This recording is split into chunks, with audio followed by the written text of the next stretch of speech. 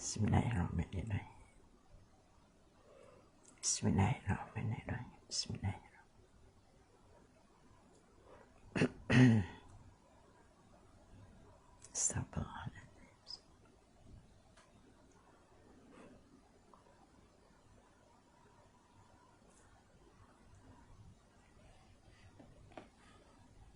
Bagi masuk sahabat-sahabat dulu. Ya, T. Waalaikumsalam, T. Okey ke apa ni, Abby? Okey, share dulu, insya-Allah.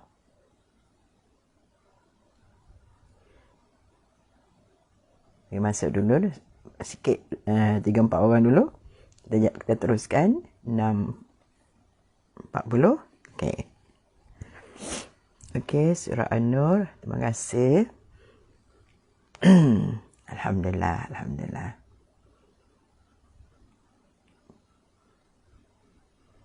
InsyaAllah semoga semuanya sihat-sihat pada pagi Jumaat yang penuh barakah ini. Alhamdulillah. Okey, Fiza. Masya Allah. Waalaikumsalam. Maznah Muhammad. Rasa lama macam tak berkuliah Maznah. Padahalnya semalam yang tak ada kan. Semalam ada. Alhamdulillah, alhamdulillah. Okey, Jamalia. Jamalia berada di Johor sekarang ni. Siti Fatimah Ali. Okey, sahabat-sahabat. Alhamdulillah, Ibu jelas. Terima kasih. Luqman Hakim. Alhamdulillah. Alhamdulillah. A'udzubillahi minasyaitonirrajim. Bismillahirrahmanirrahim. Assalamualaikum warahmatullahi wabarakatuh. Alhamdulillahirabbil alamin wassalatu wassalamu ala asyrafil anbiya'i wal mursalin wa ala alihi wa sahbihi ajma'in. Rabbi shrah li sadri wa yassir li amri wa hlul 'uqdatam min lisani yafqahul qawli. Bismillahilladzi la yadurru ma'asmihi syai'un fil ardi wala fis sama' wa huwas samiul alim. Bismillahilladzi la yadurru ma'asmihi syai'un fil ardi wala fis sama' wa huwas samiul alim. Bismillahilladzi la yadurru ma'asmihi syai'un fil ardi wala fis sama' wa huwas samiul alim. Wa sallallahu ala sayyidina Muhammadin wa ala alihi wa sahbihi ajma'in. Walhamdulillahi rabbil alamin. Alhamdulillah, alhamdulillah. Alhamdulillahi rabbil alamin. Segala puji-pujian adalah hak milik Allah sekalian alam ini. Allah yang mentadbir dan menguruskan alam ini siang, malam dan sebagainya. Alhamdulillah, kita sangat-sangat bersyukur pada Allah Subhanahu wa taala atas limpah kurnia rahmat dan kasih sayangnya di pagi ini, hari Jumaat penghulu kepada segala hari. Alhamdulillah, dan Jumaat terakhir dah kita pada hari ini untuk tahun 2022. Maknanya tahun 2022 akan berlabuh tak berapa lama lagi dah. Mudah-mudahan insya-Allah tahun ini adalah yang terbaik buat kita, insya-Allah. Okey, alhamdulillah, muslimin-muslimat semua, selamat bertemu kembali. Pagi ini kuliah kita, kuliah subuh adalah anjuran daripada surah An-Nur fasa 3A Bandar Seremban Selatan. Alhamdulillah, terima kasih pada pihak penganjur atas ruang-ruang yang diberikan kepada kami untuk sama-sama berkuliah subuh. Alhamdulillah. Harap semua-semuanya sihat belaka. Nampak ada sahabat kita daripada Kuantan, Siti Azmah Hani Mamat, Masya Allah, Nadia Syarif, Nuriza Wahab, Opah Azna. Dan jangan lupa di pagi Jumaat ini, insya-Allah muslimin-muslimat semua nampak dia punya tabung infak dana untuk aktiviti kuliah ataupun majlis ilmu. Masuklah sikit. Kalau boleh, banyak lagi baik. InsyaAllah untuk kegunaan kita semua. Okey, kita ada Anita Dalib masih berada di di Melaka. Zaliha Zainal, Nur Zainawati. Alhamdulillah. Okey, kita pakai buku ni iaitu Akhlak Seorang Muslim yang asalnya ditulis oleh Imam Al-Ghazali, tapi telah dikemas kini dalam bahasa Malaysia yang agak mudah. Alhamdulillah. Saira. Okay, Zaliha. Di muka surat 66. Mudah-mudahan hari itu kita membicarakan tentang jujur. Jadi jujur adalah merupakan akhlak, apa yang kita sebut sebagai akhlak yang terpuji, yang sememangnya dimiliki oleh junjungan besar kita Nabi Muhammad sallallahu alaihi wasallam. Okey, arus payah saya nak sebut tu. Okey, Umi Roki ada, Kamarujan, Azimah Ishak, Siti Azmah ni jujur. Tajuk kita jujur, tapi kita dah pergi pada muka surat 66. Menceritakan tentang berkaitan dengan kejujuran dari segi kita hari-hari dan juga dari segi jual beli, perniagaan kita. Nampak ada Win, okey, Radia Syarif, alhamdulillah. Salih Ahmad, okey, Azimah Ishak, okey. Ramai pembeli yang kurang pengetahuan dan pengalaman menerima harga yang ditawarkan oleh penjual kerana mudah mempercayai apa yang dikatakan oleh penjual. Maka keuntunganlah apabila penjual bertemu pembeli seperti yang mana tidak menggunakan kesempatan untuk mengaut keuntungan. Maknanya dia kata di sini ramai pembeli, termasuk kita lah, termasuk saya lah. Kadang-kadang kita tak faham sangat dengan dari segi harga-harga barang-barang ni. Tapi ada orang dia akan tanya kedai ni dulu, tanya kedai ni dulu, dia tanya kedai ni. Kita ni malas. Asalkan, jujur muka surat 66. Win. Maknanya kita, kalau saya lah, malas nak pergi kedai tu, pergi kedai ni. Tengok sekali dah nak beli, terus beli. Itu yang kadang-kadang. Sepatutnya kita sebagai pembeli, kita ada kuasa untuk menawarkan harga yang rasa sesuai. Tapi kadang-kadang orang, khususnya macam di KL Selangor, orang sibuk. Orang beli je, ada harga bayar je. Pilih, bayar. Nak tanya banyak, lambat kan? Macam itulah yang saya tengok lah, nampak orang kaya yang membeli tu relax je. Kita ni tengok ambil ikan sekeping dulu pun cakap tenggiri, kalau di Shah Alam tu 50 lebih 1 kilo. Jadi kadang-kadang kita ni tengok intai je, tengok orang membeli. Zainul Majid Radia. Jadi kita hanya tengok gitu je. Tapi orang yang ada duit ni ambil, letak kat situ, nanti orang kira 200, 300 bayar. Tapi sebenarnya kita sebagai pembeli, kita ada kuasa untuk memilih, kuasa untuk menawar. Mama Yashim, terima kasih. Jadi dia kata di sini ramai pembeli yang kurang pengetahuan. Sebab tu kadang-kadang mudah ditipu. Hairani, Yanti, mohon sahabat-sahabat untuk share dan tag sahabat untuk berkuliah bersama. Terima kasih. Latifah Ali, Fizah Ismail. Okey. Jadi ini termasuk saya lah yang kurang pengetahuan dari segi hal-hal jual beli. Dan saya malas kita dan pergi cepat beli tu, terus jalan.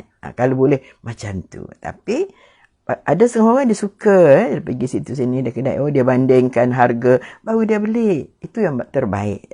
Tapi macam kata orang KL, orang Selangor, dia beli mudah, sangat mudah. Sebab tu orang kata kalau berniaga di Selangor ni, orang tak banyak komplain, orang tak ada masa. Tapi sebenarnya kalau peniaga yang jujur, dia akan jujur walaupun dalam keadaan macam mana sekalipun. Okey. Rasulullah SAW telah bersabda dalam satu hadisnya, kaburat khiyanatun an tuhadditha akhaka haditha huwa laka musaddiqun wa anta lahu kadhibun. Rawahul Bukhari. Betapa besarnya khianat apabila engkau mengatakan sesuatu kepada saudaramu di mana dia mempercayaimu padahal engkau berkata bohong kepadanya. Kan? Itulah besarnya dosa, besarnya khianat. Kita berkata sesuatu yang bohong kepada saudara kita. Jadi contohnya dari segi berjual beli macam itulah. Okay, Saira, Fiza, Wani Yahya, okay, Juriah No. Apa khabar, sihat ke balik daripada umrah hari tu? Saya alhamdulillah, batuk dah semakin baik. Alhamdulillah. Yalah, sakit kan lawan dia sihat. Jadi Allah bagi kita rasa sikit saja, Masya Allah. Syukur. Saya rasa sahabat kita Radiah Syarif pun dah semakin sihat. Alhamdulillah. Umi dan sahabat-sahabat kita yang lain. Mudah-mudahan insya Allah sentiasa dalam keadaan kesihatan yang terbaik terus menerus dan insya Allah di bawah kasih sayang Allah Subhanahu Wa Taala. Okey, Jamalia sedang berada di Johor sekarang ni. Okey, Zalia. Okey. Rasulullah SAW juga bersabda yang bermaksud, tidak dihalalkan bagi seorang Muslim menjual barang dagangan yang diketahuinya cacat, kecuali bila dia telah memberitahukannya terlebih dahulu kepada pembeli. Masya Allah. Maknanya, orang yang berniaga ni, dia tak boleh nak sembunyi kecacatan yang ada pada barang perniagaan dia tu. Tak kisahlah, jual pakaian ke, jual makanan ke, jual sayur ke, ikan ke basah ke, ikan kering ke, ayam lembu, kambing. Tak kisah. Tapi nak ceritanya, jangan menyembunyikan kecacatan. Kalau yang tak elok, bagi tahu ini tak berapa elok. Tapi tak apa, harganya murah sikit, terpulang. Ada orang, dia beli yang murah sikit walaupun kualitinya kurang. Dia janji kuantitinya banyak sebab keluarga besar. Tapi ada orang, dia perlukan dari segi kualiti. Kuantiti tak perlu sangat. Makan 2 orang saja. Apa kisah sangat kan? Bukan makan banyak sangat. Saya ikut ikan pun 2 orang makan pun tak habis. Okey. Tapi nak ceritanya, macam itulah keadaannya. Macam-macam keadaan. Jujur sifat yang mulia. Betul. Jamal ya. Rafi'ah Ismayadi. Sempat jugalah saya berbual dengan sahabat kita. Dia seorang yang, dia berniaga. Dia kata kalau dia jual sushi buatlah salah sikit pun. Jadi hari tu untuk hari tu aja. Tak habis malam tu ada sikit dia akan bagi semua. Kenapa tak jual lagi untuk hari esok? Dia kata takut nanti orang yang beli tu dia nak makan esok. So dah jadi 2 hari kan. Nanti basi tak elok. Jadi alhamdulillah. Tak apa, tak untung banyak pun tak apa. Tapi kita jujur di dalam perniagaan, insya-Allah keuntungan besar di hari kiamat nanti. Masya-Allah. Kita ni selalunya selalu memilih untuk cepat untung, cepat kaya. Nazar Siti Azmah ni, okey, sushi. Betul lah tu. Yang sushi tak sedap. Kena sushi baru jadi. Nur Atika, okey, semua sahabat-sahabat kita semuanya sihat-sihat belaka. Alhamdulillah. Syukur. Okey. Jadi Rasulullah kata tak dihalalkan bagi seorang Muslim menjual barang dagangan yang diketahuinya cacat, kecuali apabila dia telah memberitahukannya terlebih dahulu kepada pembeli. Orang yang nak beli, dia ambil. Terserah pada dia. Itu pilihan dia. Kalau dia kata tak apa, tak elok sikit pun tak apa sebab harganya murah. So dia balik rumah, dia pilih-pilih, dia akan boleh bagi untuk makan ahli keluarga dia. Tak ada masalah. Kita ni kadang-kadang nak beli barang sebab malah nak pergi dah esok lusa. Okay. Salidah Saleh Nora An-Nur. Orang Penang. Alhamdulillah. Rani Idris. Okey. InsyaAllah. Semoga kita, bila kita berbisnes, jujur sangat penting. Untung, semua orang nak untung. Tak ada orang berniaga, tak nak untung. Tapi, biarlah dalam keadaan tidak menipu orang lain. Luqman Hakim. Alhamdulillah. Terima kasih. Okey. Siti Arsyad. Rani Idris. Okey. Ibnu Abi Aufa meriwayatkan sebagai berikut. Dalam surah Al-Imran ayat 77. Innal ladzina yashtaruna bi ahdillahi wa aymanihim thamanan qalila ulaika la khalaqa lahum fil akhirah wa la yukallimuhumullahu wa la yanzuru ilaihim yawmal qiyamah wala yuzakkihim walahum azabun alim. Allahu akbar. Allah telah menjelaskan pada kita, sesungguhnya orang-orang yang mengutamakan keuntungan dunia yang sedikit dengan menolak janji Allah dan mencabuli sumpah mereka tidak akan mendapat bahagian yang baik pada hari akhirat. Dan Allah tidak akan berkata-kata dengan mereka dan tidak akan memandang kepada mereka pada hari kiamat dan tidak akan membersihkan mereka daripada dosa dan mereka pula akan beroleh azab seksa yang tidak terperi sakitnya. Allahu akbar.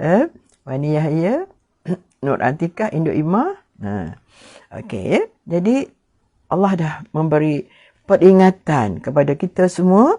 Maknanya kalau orang yang mengutamakan keuntungan dunia yang sedikit dan menolak janji Allah yang akan memberi kita ganjaran pahala yang besar, yang akan beri kita syurga Allah Subhanahu Wa Taala, maka orang ini kalau dia sanggup mencabuli sumpahnya yang palsu, mereka tidak akan mendapat bahagian yang baik pada hari akhirat pada Allah Subhanahu Wa Taala. Bukan sekadar itu juga saja, malah Allah tak pandang wajah mereka. Allahu Akbar. Sedangkan nikmat yang paling besar bagi kita ialah bila kita mati nanti, insya-Allah berada dalam syurga Allah SWT. Nikmat yang paling besar ialah memandang Allah Subhanahu Wa Taala. Allahu Akbar. Tak tahu macam mana nak bayang betapa nikmatnya, tapi Allah kata kalau orang yang mementingkan kepentingan dunia, keuntungan dunia saja, maka tidak ada bagi mereka habuan untuk akhirat nanti. Dan malah Allah tidak akan memandang mereka-mereka ini dan tak akan bercakap dengan mereka ini dan tidak akan membersihkan mereka daripada dosa, dan mereka akan beroleh seksa yang tidak terperi sakitnya. Siti Atikah Masleh 1. Jadi nak ceritanya, insyaAllah bila apa saja kita berurus niaga, tak kira lah perniagaan ke apa saja ke, tapi kejujuran sangat penting. Jangan kita terlampau memikirkan tentang keuntungan dunia. Hanya untung besar ni. Kalau kita jual macam ni, kita dapat untung besar. Mana orang tahu kita tipu. Balik kat rumah, melibatkan soal makanan, soal pakaian pun. Sama juga kadang-kadang kan. Setengah tu dia jujur. Bila dia jujur, kita nak beli, kita beli. Contohnya, macam saya lah. Kalau nak beli kapet tu, kita akan cari yang rosak sikit. Betul tak Antika? Sebab harganya berbeza. Katakanlah dia tu harga 1,000, tapi bila dia sikit saja dia nampak keluar benang, saya tak nampak pun kalau apa tapi bila kita beli dia boleh kurang sampai 200 harga. Kan, tapi dia beritahu lah ini ada cacat sikit, tak apa, tak nampak pun, tak kisah kita dah, tak apa, sebab kita beli, kita tahu kecacatan dan kekurangan yang ada pada yang kita beli, tapi kita dapat dengan harga yang murah. Sama orang lain yang beli dengan harga mahal. Bagi saya lah, saya kata dah kurang 200 tu dah banyak juga, banyak benda kita boleh beli kan. Nak cerita macam tu lah. Jadi sebagai seorang peniaga yang jujur khususnya, maka insyaAllah insyaAllah Allah janji keuntungan bukan sekadar di dunia, walaupun tak banyak, tetapi untung di akhirat. InsyaAllah dapat berjumpa dengan Allah, dapat melihat dengan Allah, dapat bercakap-cakap dengan Allah. Ini nikmat yang paling besar sekali yang ditunggu-tunggu oleh orang-orang yang beriman pada Allah Subhanahu Wa Taala. Doa ini Isa masa. Okey. Memberikan kesaksian palsu adalah termasuk melakukan pembohongan yang paling tercela. Dalam memberi kesaksian, seorang Muslim wajib menyatakan perkara yang benar. Dilarang memberi kesaksian palsu semata-mata untuk menyelamatkan keluarga atau saudara-saudaranya. Maziah Palil. Jadi termasuk juga yang tidak jujur dalam kita punya ini ialah orang yang memberi kesaksian palsu. Kadang-kadang kita disuruh menjadi saksi pada satu-satu perkara. Tapi dek kerana kita dapat upah ke, wa'alaikumsalam, ataupun kerana keluarga kita, maka kita sanggup memberi penyaksian yang palsu. Allah sangat marah, sangat marah dalam urusan-urusan hubungan kita sesama manusia ini, kita melakukan penyaksian yang palsu. Cuba kita tengok sebagaimana firman Allah SWT dalam surah An-Nisa ayat 135. Ya ayyuhallazina amanu kunu qawwamina bil qisti syuhada'a lillah walau ala anfusikum awil walidaini wal aqrabin in yakun ghaniyan aw faqiran fallahu awla bihima fala tattabi'ul hawa an ta'dilu wa in talwu aw tu'ridu fa innallaha kana bima ta'maluna khabira. An-Nisa ayat 135. Ada Latifah Ali, ada Kifli Zul. Okey, orang Johor. Alhamdulillah. Terima kasih Johor baru hadir. Johor baru hadir. Okey, Kifli, terima kasih banyak. Okey. Wahai yang beriman, hendaklah kamu menjadi orang-orang yang sentiasa menegakkan keadilan, lagi menjadi saksi yang menerangkan kebenaran kerana Allah, sekalipun terhadap diri kamu sendiri atau ibu bapa dan kaum kerabat kamu. Kalalah orang yang didakwa itu kaya atau miskin, maka janganlah kamu terhalang daripada menjadi saksi yang perkatakan kebenaran disebabkan kamu bertimbang rasa. Dan Allah lebih bertimbang rasa kepada keduanya. Oleh itu, janganlah kamu turutkan hawa nafsu supaya kamu tidak menyeleweng dari keadilan. Dan jika kamu memutarbelitkan keterangan ataupun enggan daripada menjadi saksi, maka sesungguhnya Allah sentiasa mengetahui dengan mendalam apa yang kamu lakukan. Allahu Akbar, ya muslimin muslimat semua. Jadi, saksi ni sangat penting dalam menentukan sama ada orang yang dituduh itu bersalah atau tidak. Tapi kadang-kadang disebabkan dia seorang yang kaya, yang ada pangkat, ternama dan sebagainya, barangkali kita tak berani untuk menjadi saksi, untuk mempercakapkan sesuatu kebenaran, disebabkan nanti diugut ke ataupun apa, kita juga akan dipulau dan sebagainya. Sedangkan Allah kata, jangan. Walaupun melibatkan diri kamu sendiri, walaupun melibatkan anak beranak kamu, keluarga kamu, anak-anak kamu ke, kaum kerabat kamu ke, bila dia salah, maka tetap salah. Okey, Nur surah ini, masih terbayang lagi kita, baru je jumpa di Kuantan dua hari lepas. Alhamdulillah. Terima kasih banyak. InsyaAllah kita datang lagi. Maryam Muhammad, Fatimah Ayub, Eda. Okey, alhamdulillah. Syukur pada Allah Subhanahu Wa Taala. Jadi fahamlah kita, apa pun walaupun terkena pada diri kita, ahli keluarga kita, anak-anak kita, kaum kerabat kita, ataupun orang yang jauh lebih kaya daripada kita, maka bercakap jujurlah. Dalam menjadi penyaksian, jangan sekali-kali ada pembohongan kerana nak menyelamatkan diri kita ataupun ahli keluarga kita. Tak tahu nak cakap lah dalam hal-hal macam ni. Betul tak muslimat semua?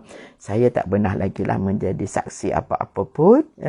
Cuma pernah sekali Sarima, Zainul Majid, orang tu dia nak bercerai. Saya kata perceraian salah perceraian berlaku di luar mahkamah.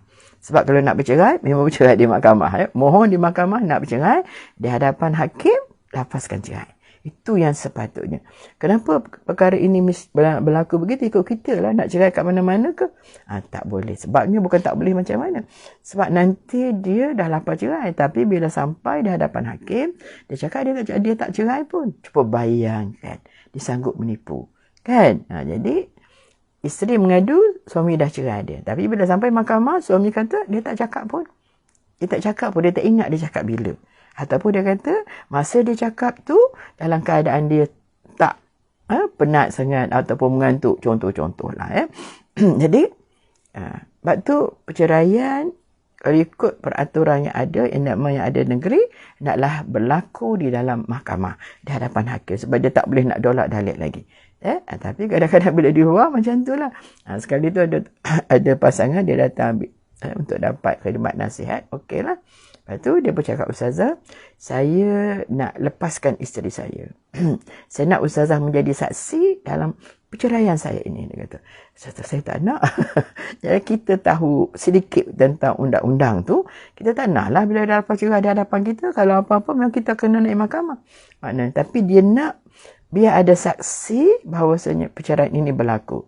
Ya Allah, dalam keadaan macam tu, dia kata, okey, saya ceraikan isteri saya dengan tolak satu. Ustazah jadi saksi. Terkebir-kebir saya dengar, betul tak? Tapi nasib baiklah. Maknanya, kes ini tak dipanjang ke mahkamah. Dia nak asalkan dia cerai saja, maka mereka telah terputuslah hubungan di antara kedua. Sebab rupanya, dia kahwin pun tak secara ni juga. Jadi, cerai macam tu jugalah. Yang perempuan menangis, meleleh air mata saya tengok dah. Jadi kalau ada apa-apa, Ustazah jadi saksi. Berdebau juga hati orang ceraikan di hadapan kita. Betul tak? Saya nak ceritanya, menjadi saksi tu kadang-kadang tu. Kena jujur. Sebab perceraian tak perlu saksi. Nikah yang memang kena ada 2 orang saksi. Kan? Tapi perceraian memang tak perlu. Tetapi, Kalau ada saksi lebih baik sebab dia tak boleh nak bohong dah. Dia tak boleh cakap lagi kata, saya tak cakap pun, saya tak ingat pun. Bila dia cakap dan sebagainya. Dan tak ada niat pun. Ya. Hasiah Yaya Siti Hajar Ahmad. Okay. Itu saja nak tunjuk, nak bagi tahu contoh. Dan tidak mudah ya untuk kita menjadi saksi. Tapi kalau kita diminta untuk menjadi saksi, okey. Cuma bukan untuk nak menyelamatkan diri kita ataupun ahli keluarga kita ataupun orang tertentu yang ada duit barangkali yang berpangkat, maka jujurlah kita dalam menjadi saksi. Allahu Akbar. Takut dengan ancaman Allah Subhanahu wa taala. Bayangkan tak boleh berjumpa dengan Allah, tak boleh bercakap dengan Allah, Allah tak pandang kita. Sedangkan itulah yang kita harapkan untuk bertemu dengan Allah Subhanahu wa taala bila di hari kiamat nanti, masya-Allah. InsyaAllah, mudah-mudahan. Okey. Rasulullah SAW pernah bersabda yang bermaksud. Hadis ini adalah hadis riwayat Al-Bukhari. Maukah kalian aku beritahu tentang dosa yang paling besar? Diulang 3 kali. Kami menyahut, benar wahai Rasulullah. Baginda melanjutkan, menyekutukan Allah, durhaka terhadap ibu bapa dan membunuh manusia.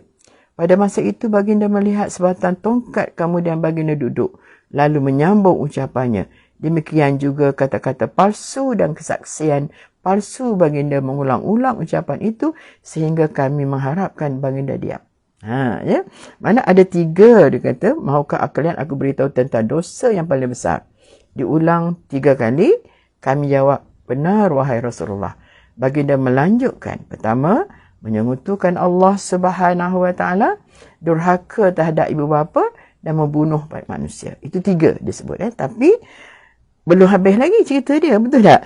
Pada masa itu baginda melihat sebatang tongkat, kemudian baginda duduk. Lalu menyambung ucapannya. Demikian juga kata-kata palsu, kesaksian palsu. Baginda mengulang-ulang ucapan itu sehingga kami mengharapkan baginda diam. Kalau satu perkara yang penting, Rasulullah akan mengulang sampai 3 kali.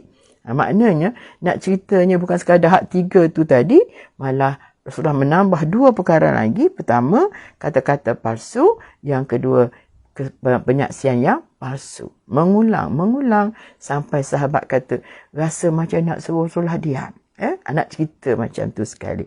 Kata Induk Imam, jangan perkatakan cerai mainan di bibir, mudah sangat nak menyebutnya.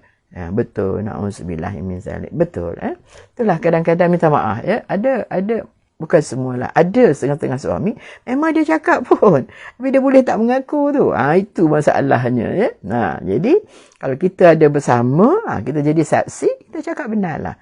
Walaupun yang menceraikan itu adalah abang kita ke, keluarga kita ke, dah dia cerai. Tak, kita jadi saksi memang dia dah bercerai. Soal dia nak rujuk balik, itu hak dia. Tetapi, jangan kita kata, saya pun tak dengar juga. Mayang Abdul Wahab. Jadi nak ceritanya, benda-benda macam tu lah. Saksi-saksi benda lain tu tak biasalah sayanya. Tapi dia cerita, perkara-perkara berkaitan dengan Hanif pun sangat penting. Bayangkan, contohnya lah. Bukan kata nak menyambung cerita bab itu lagi. Tapi nak ceritanya, katakanlah, memang dia cakap. Isteri dengar memang sah-sah dia dengar. Suami dia cerai dia dengan tolak 1. Tapi dah sampai mahkamah dia cakap dia tak cerai. Bayangkan nak duduk macam mana dengan suami yang telah menceraikan dia. Sedangkan dia tak mengaku. Hakim tak akan buat keputusan mengikut kita punya. Puspa Dewi Puspa. Makna hakim tak akan ikut isteri cakap. Memang dia cerai saya. Hakim akan dengar orang yang tukang yang bercakap mengeluarkan perkataan itu. Kalau dia kata tidak, maka dengan sendirinya tak ada. Cuba bayangkan. Kita yang dengar tu, setengah isteri, saya tak sanggup lagi Ustazah nak duduk dengan suami saya. Dia bohong. Dia berdusta Ustazah. Dia tak cakap benar. Nak cakap macam mana? Betul tak? Sebab suami kata, saya tak cakap. Tak keluar daripada mulut saya perkataan itu. Cuba bayangkan. Sedangkan dia yang cakap. Allahu Akbar. Jadi,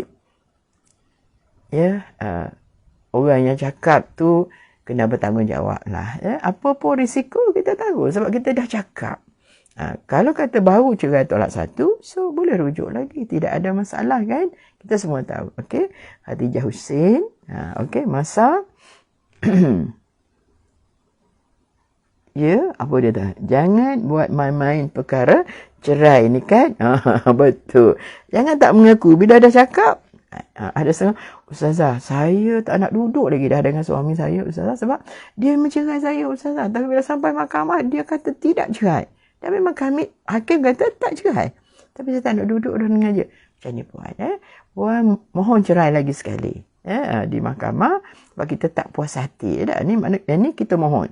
Jadi nanti hakim bila berlaku apa, hakim akan minta suami lafazkan cerai di hadapan hakim. Dapat hakim kita okey lah, kita puas hati. Sebab tu perceraian hendaklah berlaku di hadapan hakim.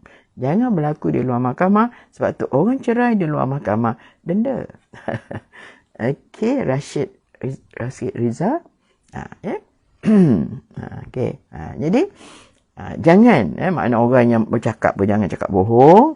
Orang yang menjadi saksi juga jangan bercakap bohong. Sebab ini benda yang tak boleh main-main. Kalau dia tak cerai, kita kata cerai.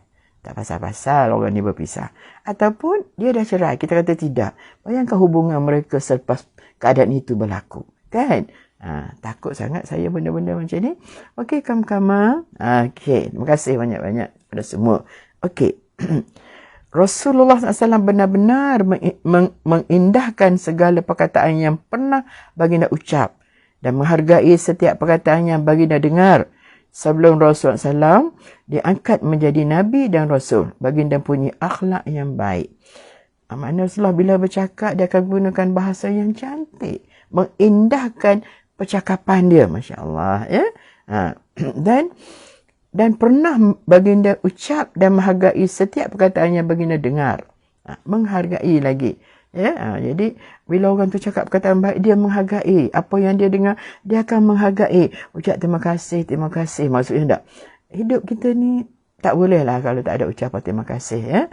Sebab tu, lebih-lebih lagi dalam kehidupan suami isteri, hidupan berkeluarga, bersahabat. Walaupun sikit saja perkara baik yang dia lakukan, ucapkanlah perkataan terima kasih. Alhamdulillah dulu, lepas tu ucapkan terima kasih banyak-banyak. Terima kasih banyak. So, terima kasih banyak-banyak tu, banyaklah nak cakap macam mana. Nak sebut banyak kali ke? Kalau dalam bahasa orang putihnya, thank you very much. Memang sangat kena ada di mulut kita perkataan itu. Bersyukur pada Allah SWT, berterima kasih pada manusia. Tapi ada orang payah nak cakap lah. Tak apalah. Jadi harap kita mudah bercakap, mudah menghargai orang bila orang buat baik pada kita. Sebab tu kata ni, Rasulullah SAW benar-benar mengindahkan segala perkataan yang pernah baginda ucap dan menghargai setiap perkataan yang baginda dengar. Apa orang tu buat baik ke, cakap benda baik ke apa? Menghargai, puji. Tidak salah sebenarnya. Tidaklah kata perkataan yang salah. Setiap sebenarnya kata Allahu Akbar. Rasulullah adalah contoh terbaik. Memang pun. Laqad kana lakum fi Rasulillahi uswatun hasanah. Sesungguhnya, apa yang ada pada diri Rasulullah SAW itu contoh ikutan yang paling terbaik. Sebab Rasulullah dia, bila nak bercakap, dia akan cari perkataan yang sangat baik. Mengindahkan perkataan dia. Masya Allah. Pada tu, kalau orang cakap benda baik, buat benda baik di hadapan baginda akan terus menghargai. Tak ada tunggu-tunggu dah. Zaleha, sebut Alhamdulillah dan ucapkan terima kasih. Siti Zaleha. Orang lain tu, Siti Zaleha lain. Zaleha Zainal lain. Zaleha Ismail lain. Allahu Akbar. Jadi, ucapkanlah penghargaan walaupun just to say thank you. Jangan kedekut lah. Tak payah sangat pun, betul tak? Terima kasih. Alhamdulillah. Syukur pada Allah. Lepas pada tu, terima kasih pada orang yang telah buat baik pada kita. Dan setelah kata apa? Tadu tahabu. Bagilah hadiah. Kerana dengan bagi hadiah itu menjadikan hati semakin sayang. Dalam kehidupan berkeluarga, hidupan berumah tangga, bersahabat. Tak apalah. Tak bagi banyak pun tak apa. Betul tak? Okey, apa kata Jamalia? Terima kasih eratkan kasih sayang. Biar mudah keluar perkataan penghargaan daripada mulut kita tu. Jangan berat sangat. Ajar, ya. Terima kasih. Jadi mudah bila orang baik kat kita, terima kasih. Bukan payah sangat.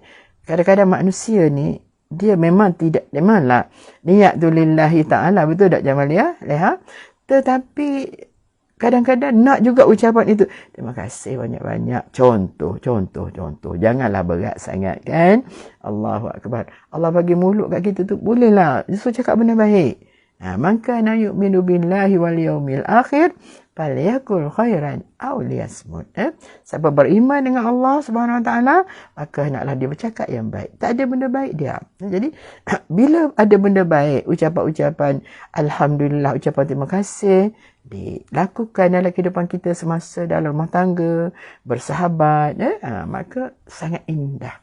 Semakin tambah-tambah lagi apa kata Wan-Nur surah ini, berusaha lawan nafsu ego dalam diri, betul, tak rugi kita hargai kita hargai kebaikan. Betul sangat Wan.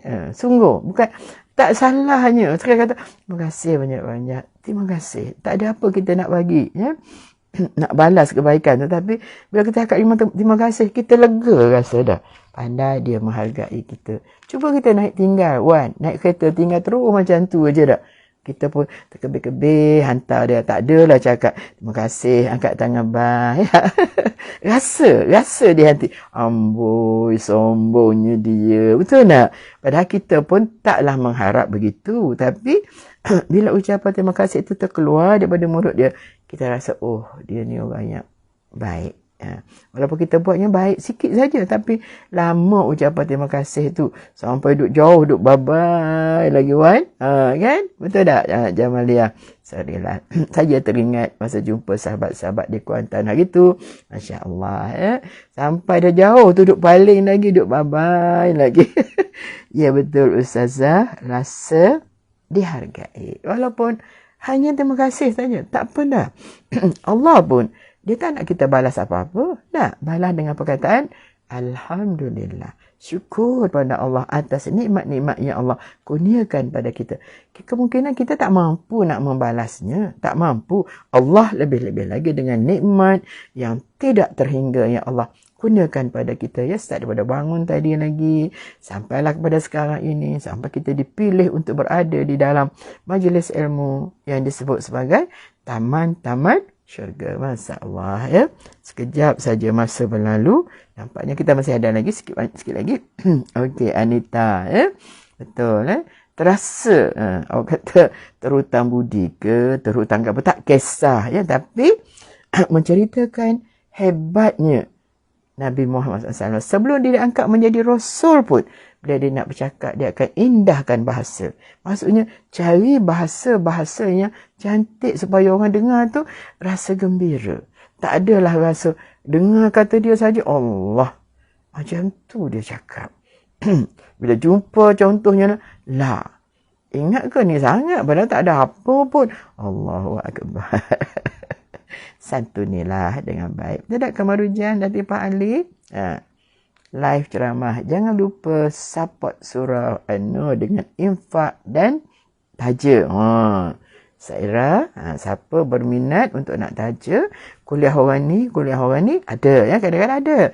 Saya ada orang tak apa, kuliah ustazah saya sponsor. Ada. Dia ada macam tu nak. Nanti Pak Usman nak cerita. Jadi siapa berminat nak menaja penceramah ke, kuliah ke, nak masukkan untuk masuk terus tanpa mengira tajaan dan sebagainya, maka dialu-alukan oleh surah An-Nur, pasal 3A Bandar Seremban Selatan, sebab aktivitinya setiap hari dan memanglah kita perlukan sumbangan-sumbangan daripada muslimin dan muslimat semua. Hari ini cantik, hari Jumaat, penghulu segala hari. Kalau nak bersedekah, comel sangat Kelantan kata.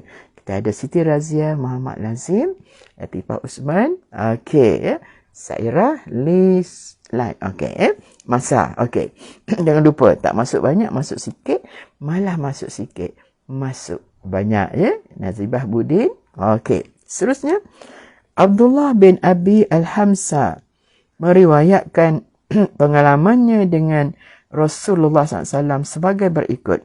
Sebelum Rasulullah SAW dilantik menjadi Nabi, aku pernah menjual sesuatu kepadanya. Dan jual beli ada sisa yang belum terbayar. Aku berjanji akan datang menghantarkan ke tempat baginda. Tapi aku terlupa. Setelah 3 hari berlalu barulah aku teringat. Kemudian aku segera datang untuk menemui baginda. Maka aku melihat Rasulullah SAW telah ada di tempat itu. Baginda menegur, wahai Abdullah, engkau telah menyukarkan aku. Lihatlah aku menunggu di sini sejak 3 hari yang lalu. Masya Allah, ya. Akhlak yang terpuji, yang ditunjukkan oleh Rasulullah SAW. Walaupun pada masa itu belum lagi diangkat menjadi Nabi dan Rasul. Dia tetap, bila berjanji, dia akan tunggu. Sampai 3 hari berturut-turut, dia menunggu.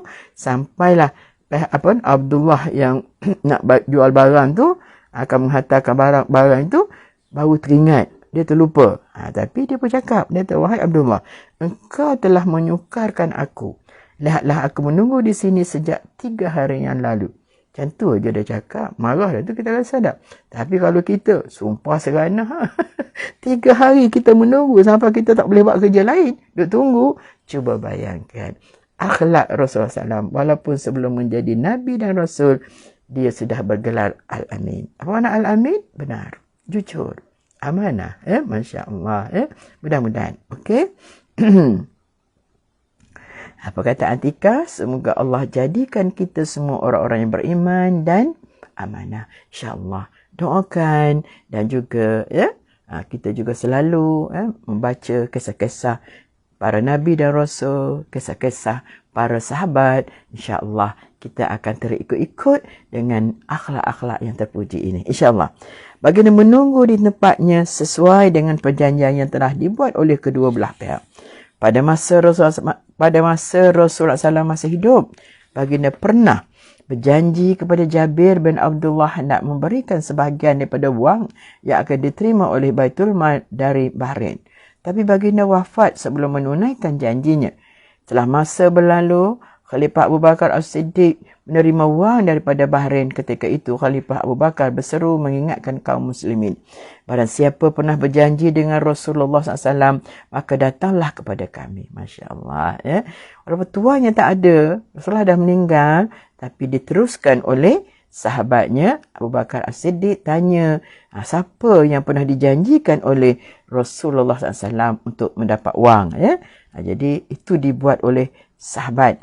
Dan barang siapa pernah berjanji dengan Rasulullah SAW, maka datanglah kepada kami. Hadis riwayat Bukhari. Allah SWT telah berfirman, Waskur fil kitabi Ismail, innahu kana sadiqal wa'di, wa kana rasulan nabiyya. Surah Maryam ayat yang ke-54. Dan bacakanlah wahai Muhammad di dalam kitab Al-Quran ini perihal Nabi Ismail. Sesungguhnya dia adalah benar mendapati janji dan adalah dia seorang Rasul lagi berpangkat Nabi. Masya Allah. Ya. Allah menceritakan tentang jujurnya Nabi Allah Ismail alaihissalam. Ya. Menepati janji. Sebab tu bila ayahandanya bercerita untuk nak sembelih dia dapat wahyu daripada mimpi daripada Allah SWT untuk menyembelihkan Ismail. Apa Ismail jawab? Dia kata apa? Satajiduni insya'allahu minas sabirin. InsyaAllah ayah akan mendapati daku daripada orang-orang yang sabar. Allahu Akbar. Tak boleh nak ceritalah. Anak beranak ni, Nabi Allah Ibrahim, Nabi Allah Ismail. Allahu Akbar. Tak ada tolak banding. Semualah para Nabi dan Rasul semuanya hebat-hebat belaka. Akhlaknya sangat mulia.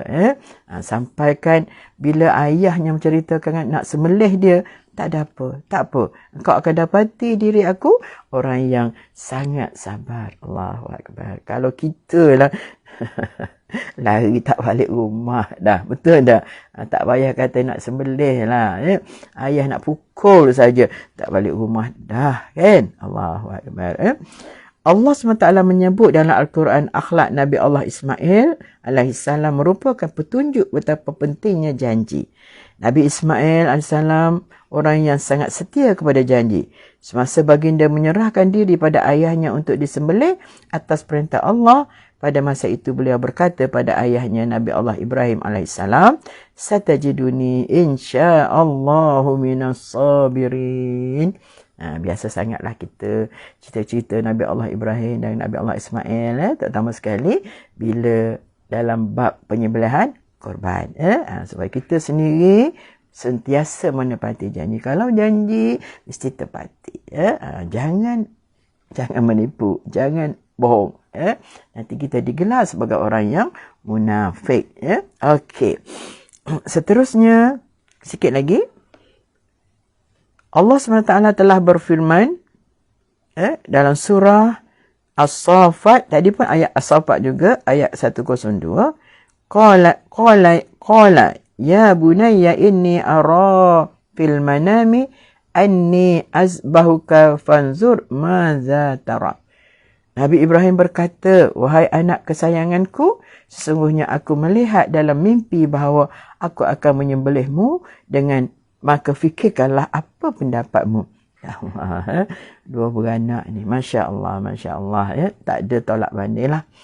Azizak, Induk Imah, Fatimah Ayub, Allahu Akbar. Ada orang yang berdusta untuk menyelamatkan diri daripada kesalahan yang dilakukannya. Orang yang seperti ini mesti berterus terang dan mengakui kesalahan serta menyesal dengan sikap mereka. Kemudian mohon maaf di atas segala kesalahan. Seseorang yang ingin berterus terang mungkin merasa takut, tapi dia wajib memberanikan diri supaya dia tidak terlanjur melakukan pembohongan. Memang kena berterus terang. Susah juga ya. Tak payah kata lain lah. Okey, Salih Ahmad, betul tu. Jangan kita dipanggil munafik. Betul. Waliyazubillah. Umi KFS. Contohnya lah ya. Kalau kita lah. Nak kata macam mana ya. Kita dah janji. Tapi nak menyelamatkan diri kita tu, kadang-kadang kita terpaksa berdusta. Padahalnya, tak ada apa pun. Sorry lah, minta maaf tu, ada kerja. Kebetulan datang orang, keluarga daripada rumah. Tak sempat nak pergi mana. Padahalnya tak ada pun. Sebab dia tak nak pergi aja. Padahal dah berjanji nak pergi, tiba-tiba beri alasan. Demi alasan. Jadi sebab itulah muslim-muslimat semua, termasuk diri saya, janganlah mudah berjanji. Kalau tahu kita tak mampu untuk menepatinya. Saya pun duk teringat juga. Siapa nak saya sebut? Anak murid jemput konduri kahwin anak dia. 2 hari, 3 hari baru saya jawab. Saya tak berani nak cakap insya-Allah. Takut tak boleh. Takut tak boleh.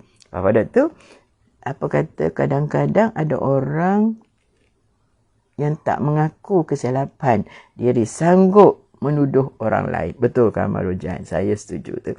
Jadi, saya pun dah rasa boleh, lega nak boleh pergi ni. Dan saya pun jawab insya-Allah. Lepas tu, ada benda lain yang nak kena buat. Duduk fikir-fikir tu. Nak kena pergi pukul berapa. Tengok dalam jemputan dia sampai jam 4 petang. Tak apa. Selesai kerja yang terpaksa dibuat dulu.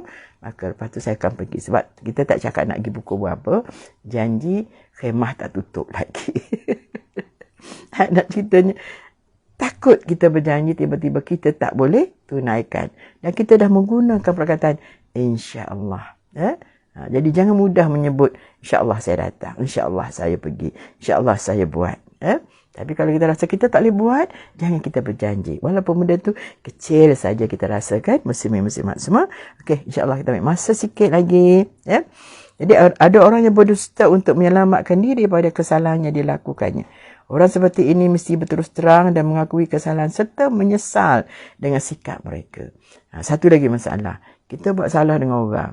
Jadi nak pergi minta maaf yang kita buat salah ni, macam mana Allahu Akbar. Tapi apa pun, Kena cakap. Kena pergi cerita, saya pernah buat gini-gini. Saya pernah ambil barang gini-gini. Dan sekarang saya nak ganti balik. Selagi kita masih ada, orang tu masih ada. Kalau orang tu dah tak ada, macam mana? Kita pun jawab, tak apa Ustazah, kita buat sedekah, kita niat kat dia. Habis kalau semua niat untuk orang tu, untuk orang ni, banyak dosa kita mengumpat orang. Tu, apa yang kita nak dapat lagi di hari kiamat nanti? Betul tak Umi Rokiah? Suhaida? Alhamdulillah. Terima kasih Ustazah ilmu kuliah subuh pagi ini. Jadi mudah-mudahan insya-Allah. Jangan mudah berjanji. Berterus terang cakap. Cuma kalau orang tanya apa Umi, sihat ke? Alhamdulillah. Takkan nak kata sakit, betul tak? Ini tak kata Allahu Akbar. Mudah-mudahan insya-Allah membentuk diri kita menjadi insan yang terbaik. Ikut kalau boleh akhlak-akhlak yang dilakukan, yang dimiliki oleh Rasulullah SAW. Apa kata dia?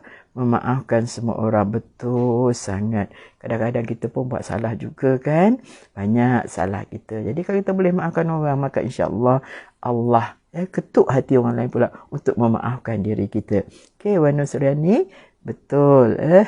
Bila dijemput ke majlis, memang janji nak datang. Tapi lepas tu senang aja, bagi alasan senang. Sorry lah saya ada kerja, padahal tak ada kerja apa pun. Ada, tapi kerja tak besar sangat pun boleh pergi. Allahu Akbar. Kadang-kadang itulah mudah-mudahan sedikit memberi pelajaran pada kita. Saya baca satu lagi hadis Rasulullah SAW. Rasulullah kata apa? Taharrus sadaqah wa in ra'aitumu annal halakata fihi fa inna fihi najatu, rawahu Ibnu Abi Dunya. Naklah kalian tetap berkata benar sekalipun menghadapi bahaya, sebab di dalam kata-kata yang benar terdapat keselamatan. Cantik tu. Naklah kalian tetap berkata benar sekalipun menghadapi bahaya. Tahu, bila kita cakap benar ni, kita akan berhadapan dengan bahaya. Yang mungkin kita berterus terang, mungkin kita akan dipukul ke. Di macam-macam dalam keadaan kita bahaya. Tetapi Nabi kata sebab dalam kata-kata yang benar terdapat keselamatan. Pasti insya-Allah Allah sentiasa bersama dengan kita. Last hadis. Pada saat seorang hamba Allah berdusta, malaikat menjauhkan diri dari hamba itu kerana tidak mahu mencium bau busuk yang datang daripada kedustaannya. Kita tak nampak saja kan? Kalau kita nampaklah bila malaikat tu menjauhi kerana busuknya, bila kita bercakap dusta itu, barangkali kita tak akan berdusta. Tapi kita tahu, walaupun kita tak nampak malaikat lari, tapi kita tahu dari segi kesannya, bila kita berdusta, maka malaikat akan lari jauh daripada kita. Kenapa? Sebab busuknya bau orang yang telah berdusta. Waliyazubillah. Ya Allah, ya Tuhanku, wahai Tuhan kami, ampunkanlah dosa-dosa kami ini semua. Kami sering suka berbohong, walaupun kadang-kadang pada perkara yang kecil, sebab kami rasa kecil itu tidak mendatangkan bahaya. Tapi kecil-kecil pun lama-lama besar. Macam kita kata, kita sering berbohong dengan anak-anak kita. Anak kecil kita, dia nak ikut kita pergi kerja, apa kita cakap? Tak apa, nanti mak balik nanti, mak beli barang, mak beli toy, mak beli gula-gula. Padahal tak belinya pun. Dosa tak? Dosa. Sebab kita rasa berbohong dengan anak-anak yang kecil tidak ada masalah. Berbohong dengan orang tua yang jadi masalah.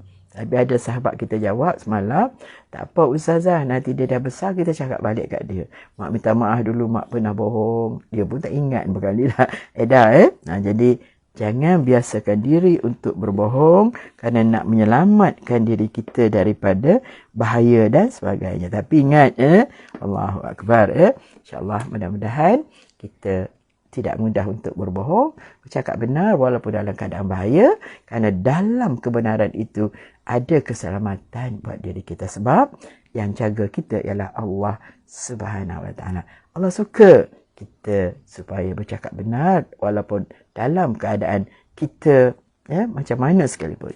So, muslimin muslimat semua, Terima kasih banyak-banyak. Cukup kuliah subuh macam tu aja, tak perlu banyak sangat ya.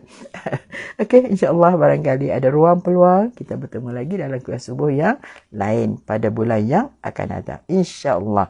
Saya ucapkan selamat berada pada tahun baru ya, yang hanya ada esok hari aja lagi dah. Lepas tu hari Ahad kita sudah sambut tahun baru. Bukanlah kata nak mengagung-agungkan tahun baru Masihi, tidak. Tapi sama juga. Hijrah pun sama juga. Ya, kita sentiasa berusaha memperbaiki diri kita yang sampai akhirnya Allah panggil kita dalam keadaan kita sentiasa berakhlak dengan akhlak yang terbaik. Okey, muslimin-muslimat semua, apapun terima kasih kepada pihak penganjur iaitu surah An-Nur pasal 3A Bandar Seremban Selatan. InsyaAllah mudah-mudahan kebaikan yang telah diberi oleh pihak surau tadi, insyaAllah kami sentiasa mengucapkan ribuan terima kasih yang tidak terhingga dan mendoakan semoga pihak surau sentiasa dapat melaksanakan program-program yang terbaik buat kami semua. Ya. Terima kasih banyak-banyak sahabat-sahabat yang ada bersama pada awal tadi sampailah penghujung. Terima kasih Daun Keladi dan insya-Allah jam 11 nanti kita bertemu lagi. Akhir kata, wabillahi taufiq wal hidayah. Assalamualaikum warahmatullahi wabarakatuh. Okey, Mama Hashim, Nur Atika, Masli, Naza. Ya, okey.